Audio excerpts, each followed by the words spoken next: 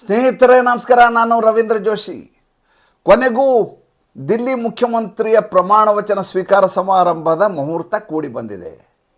ನಾಳೆ ಗುರುವಾರ ಫೆಬ್ರವರಿ 20ನೇ ತಾರೀಕು ಮಧ್ಯಾಹ್ನ 12:35 ದಿಲ್ಲಿಯ ರಾಮಲೀಲಾ ಮೈದಾನದಲ್ಲಿ ಪ್ರಮಾಣ ವಚನ ಸ್ವೀಕಾರ ಸಮಾರಂಭ ನಡೆಯಲಿದೆ.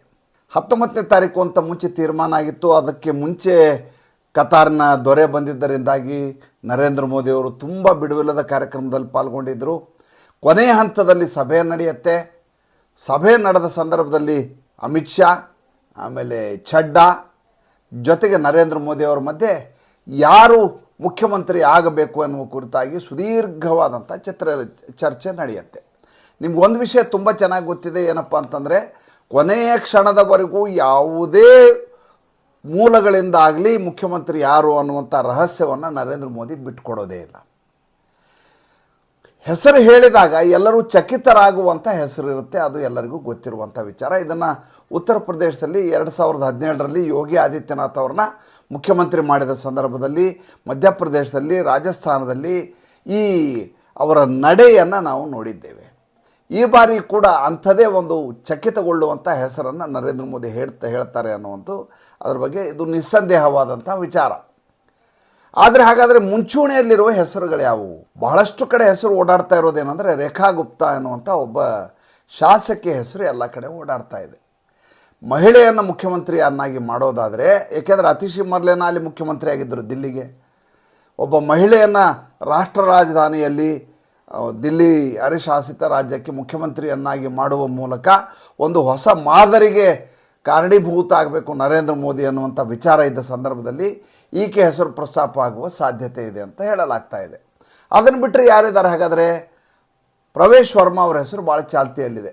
ಸ್ವಾಭಾವಿಕವಾಗಿ ಇರಬೇಕಾಗಿದ್ದು ಅರವಿಂದ್ ಕೇಜ್ರಿವಾಲ್ ಅಂತ. ಅರವಿಂದ್ ಕೇಜ್ರಿವಾಲ್ ಪ್ರಭೃತಿಯನ್ನು ಮಣಿಸಿದಂಥ ಮನುಷ್ಯ, ಹಳೆಯ ಮುಖಂಡ, ಸಂಸತ್ ಸದಸ್ಯರಾಗಿದ್ದಂಥ ಮನುಷ್ಯ, ನರೇಂದ್ರ ಮೋದಿಗೆ ತೀರಾ ಹತ್ತಿರ ಆಗಿದ್ದಂಥ ಮನುಷ್ಯ. ಮೊನ್ನೆ ಲೋಕಸಭಾ ಚುನಾವಣೆಯಲ್ಲಿ ಸ್ಪರ್ಧಿಸಬೇಕಾಗಿತ್ತು. ಆ ಸಂದರ್ಭದಲ್ಲಿ ಅದಕ್ಕೆ ಬ್ರೇಕ್ ಹಾಕಲಾಗಿತ್ತು.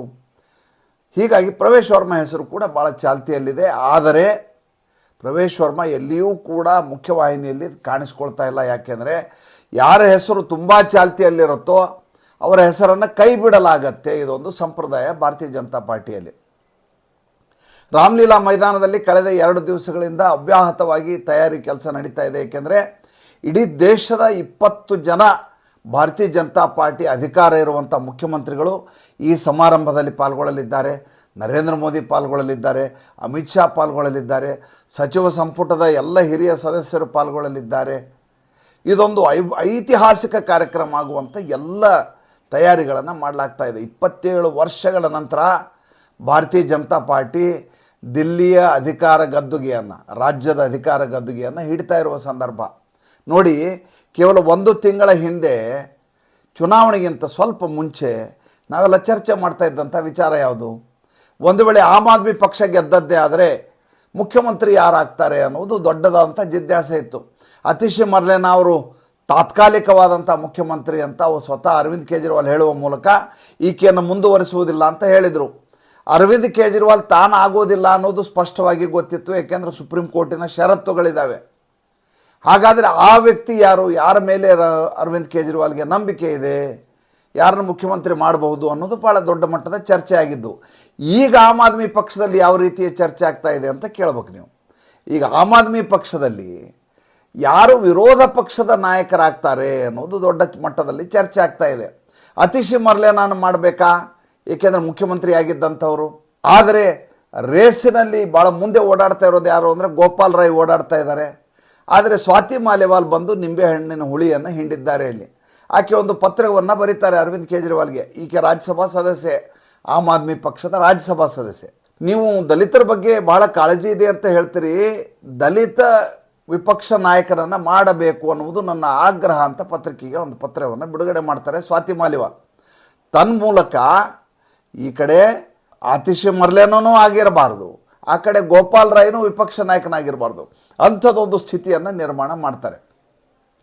ಜೊತೆಗೆ ಹೇಳ್ತಾರೆ, ಈಗಾಗಲೇ ಮಾನಸಿಕವಾಗಿ ತೀರಾ ಅಸ್ವಸ್ಥಗೊಂಡಿರುವಂಥ ದೈಹಿಕವಾಗಿ ತೀರಾ ಜರ್ಜರಿತಗೊಂಡಿರುವಂಥ ಅರವಿಂದ್ ಕೇಜ್ರಿವಾಲ್ ಅವರು ಈ ಸಂದರ್ಭದಲ್ಲಿ ಬಹುಶಃ ವಿಶ್ರಾಂತಿಯನ್ನು ಪಡಿತಾ ಇರಬಹುದು.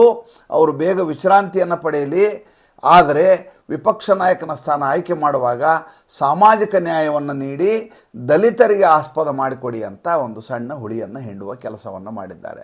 ಅರವಿಂದ್ ಕೇಜ್ರಿವಾಲ್ ಸ್ಥಿತಿ ಹೇಗಾಗಿಬಿಟ್ಟಿದೆ ಅಂತಂದರೆ, ಈತ ಸ್ವತಃ ಶಾಸಕನೂ ಆಗಲೇ ಅಲ್ಲ, ಹೋಗಿ ವಿಧಾನಸಭೆಯ ಕಲಾಪದಲ್ಲಿ ಪಾಲ್ಗೊಳ್ಳಿಕ್ಕಾಗೋದಿಲ್ಲ.